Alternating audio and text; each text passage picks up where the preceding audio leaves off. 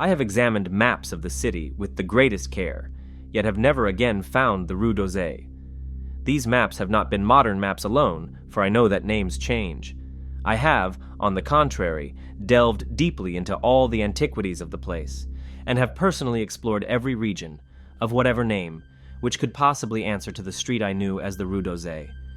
But despite all I have done, it remains an humiliating fact that I cannot find the house, the street, or even the locality where, during the last months of my impoverished life as a student of metaphysics at the university, I heard the music of Erich Zann.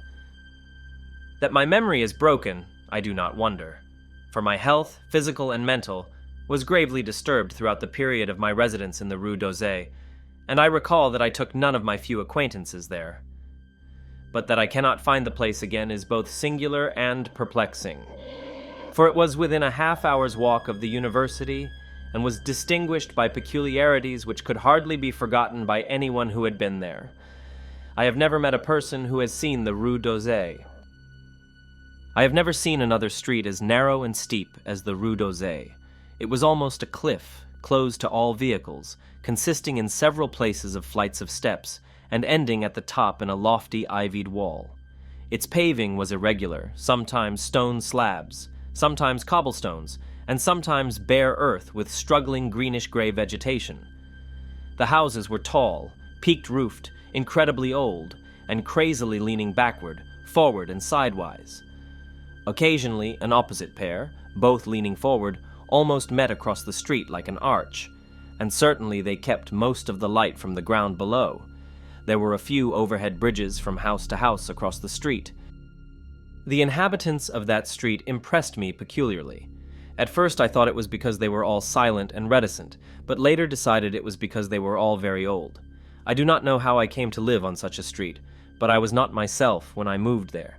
I had been living in many poor places, always evicted for want of money, until at last I came upon that tottering house in the Rue d'Orsay, kept by the paralytic Blondeau. It was the third house from the top of the street, and by far the tallest of them all.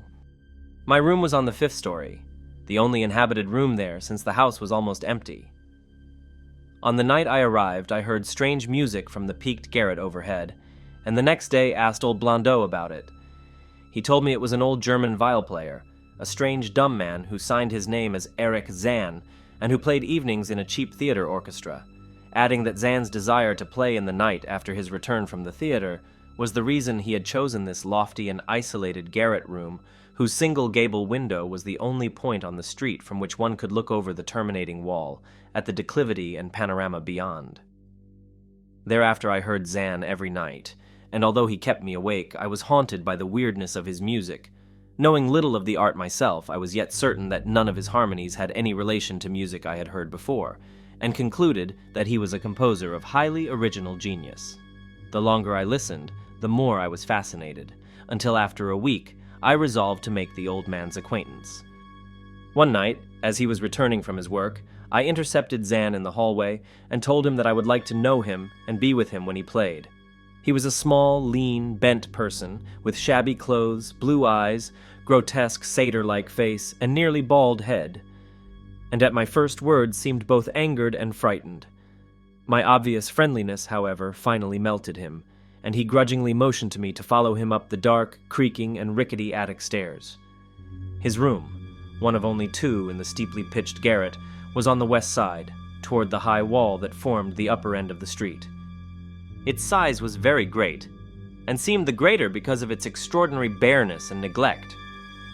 Of furniture there was only a narrow iron bedstead, a dingy washstand, a small table, a large bookcase, an iron music rack, and 3 old-fashioned chairs. Sheets of music were piled in disorder about the floor.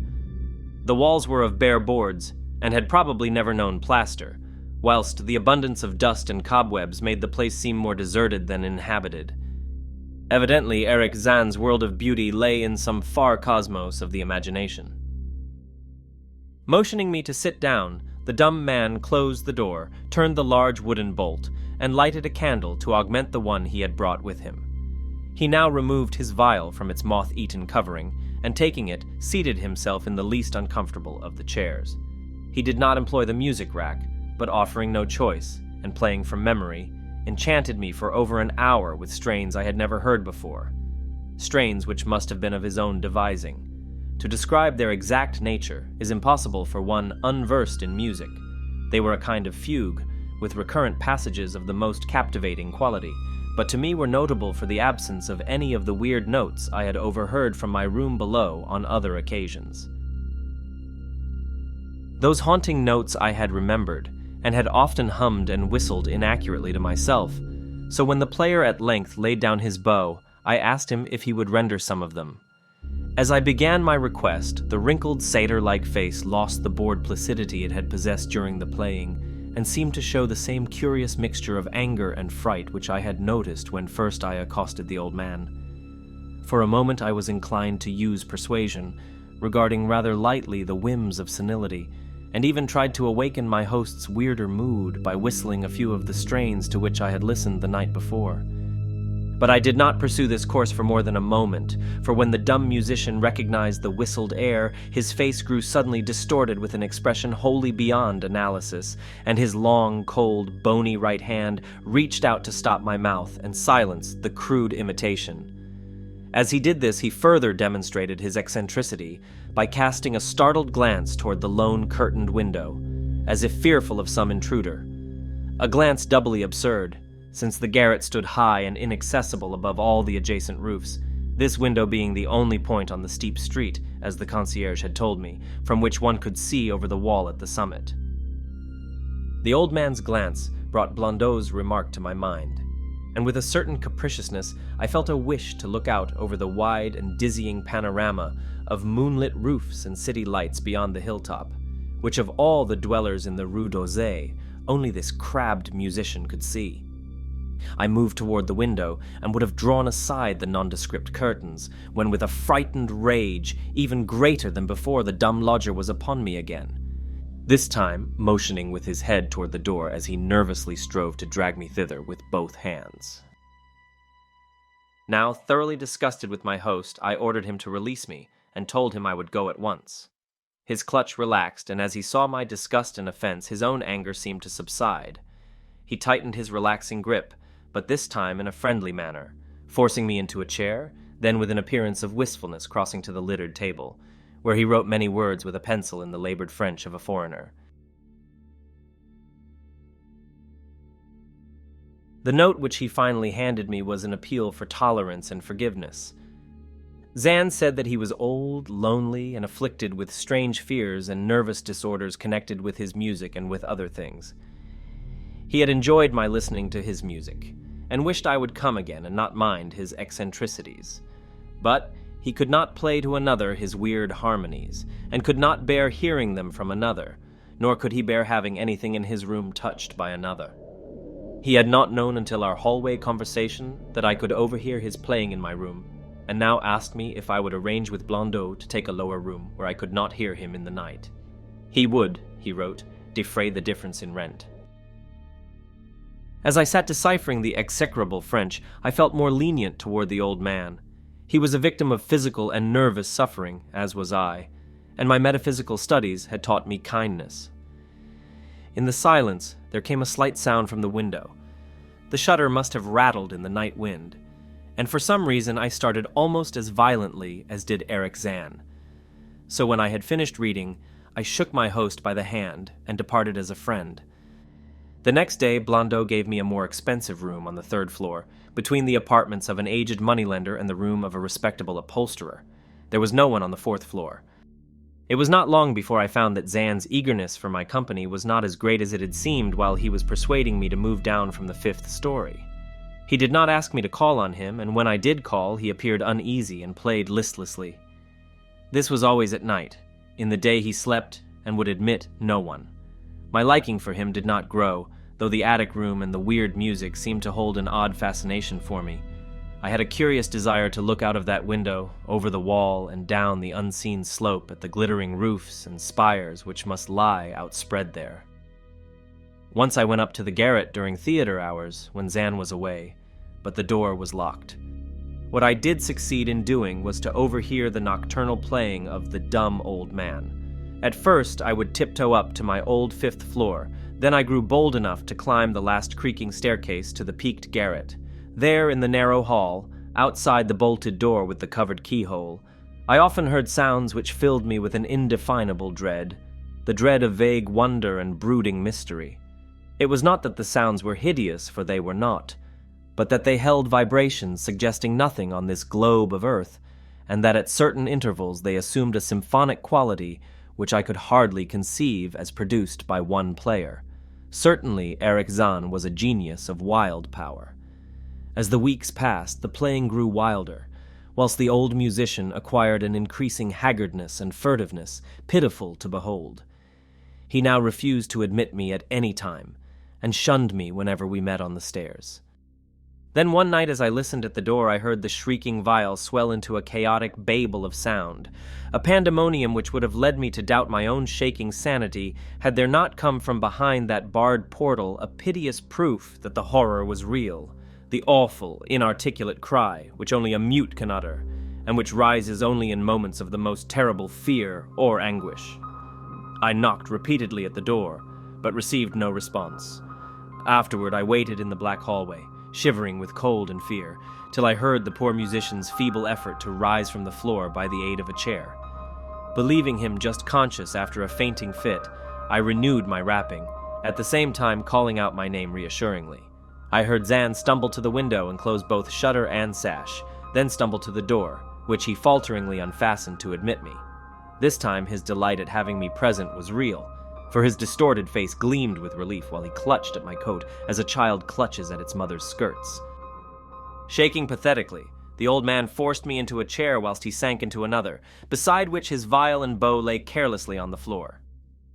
He sat for some time inactive, nodding oddly, but having a paradoxical suggestion of intense and frightened listening.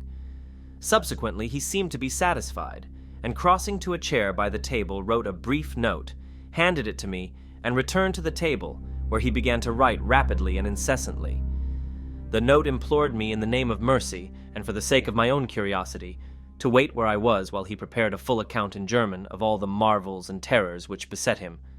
I waited, and the dumb man's pencil flew.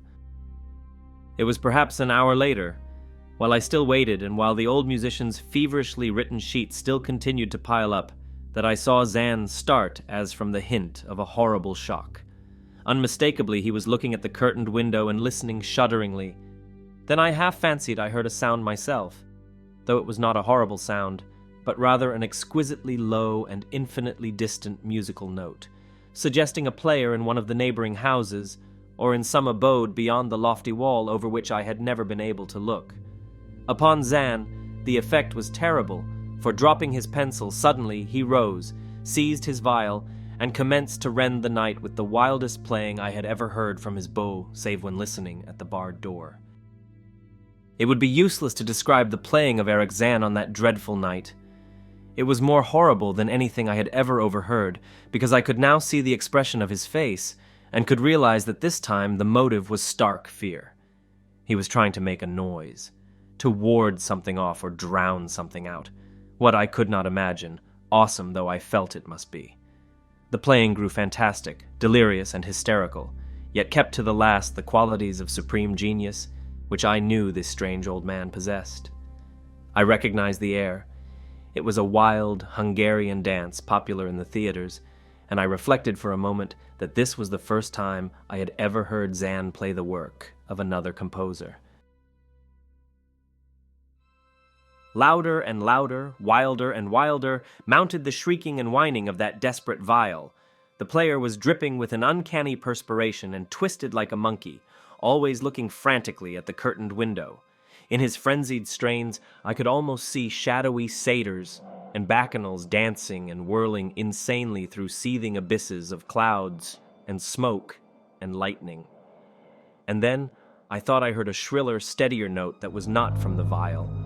A calm, deliberate, purposeful, mocking note from far away in the west. At this juncture, the shutter began to rattle in a howling night wind which had sprung up outside as if in answer to the mad playing within. Zann's screaming viol now outdid itself, emitting sounds I had never thought a viol could emit. The shutter rattled more loudly, unfastened, and commenced slamming against the window. Then the glass broke shiveringly under the persistent impacts, and the chill wind rushed in, making the candles sputter and rustling the sheets of paper on the table where Zann had begun to write out his horrible secret. I looked at Zann and saw that he was past conscious observation. His blue eyes were bulging, glassy and sightless, and the frantic playing had become a blind, mechanical, unrecognizable orgy that no pen could even suggest. A sudden gust, stronger than the others, caught up the manuscript and bore it toward the window. I followed the flying sheets in desperation, but they were gone before I reached the demolished panes. Then I remembered my old wish to gaze from this window, the only window in the Rue d'Orsay from which one might see the slope beyond the wall and the city outspread beneath. It was very dark, but the city's lights always burned, and I expected to see them there amidst the rain and wind. Yet when I looked from that highest of all gable windows, looked while the candles sputtered, and the insane vial howled with the night wind, I saw no city spread below, and no friendly lights gleaming from remembered streets, but only the blackness of space illimitable, unimagined space alive with motion and music, and having no semblance to anything on earth. And as I stood there looking in terror, the wind blew out both the candles in that ancient peaked garret, leaving me in savage and impenetrable darkness with chaos and pandemonium before me, and the demon madness of that night-baying vial behind me. I staggered back in the dark, without the means of striking a light, crashing against the table, overturning a chair, and finally groping my way to the place where the blackness screamed with shocking music. To save myself and Erich Zann, I could at least try, whatever the powers opposed to me. Once I thought some chill thing brushed me, and I screamed, but my scream could not be heard above that hideous vial. Suddenly, out of the blackness, the madly sawing bow struck me, and I knew I was close to the player. I felt ahead, touched the back of Zann's chair, and then found and shook his shoulder in an effort to bring him to his senses. He did not respond, and still the vial shrieked on without slackening. I moved my hand to his head, whose mechanical nodding I was able to stop, and shouted in his ear that we must both flee from the unknown things of the night. But he neither answered me, nor abated the frenzy of his unutterable music, while all through the garret, strange currents of wind seemed to dance in the darkness and babel. When my hand touched his ear, I shuddered, though I knew not why till I felt of the still face, the ice-cold, stiffened, unbreathing face whose glassy eyes bulged uselessly into the void. And then, by some miracle finding the door and the large wooden bolt, I plunged wildly away from that glassy-eyed thing in the dark and from the ghoulish howling of that accursed vial whose fury increased even as I plunged.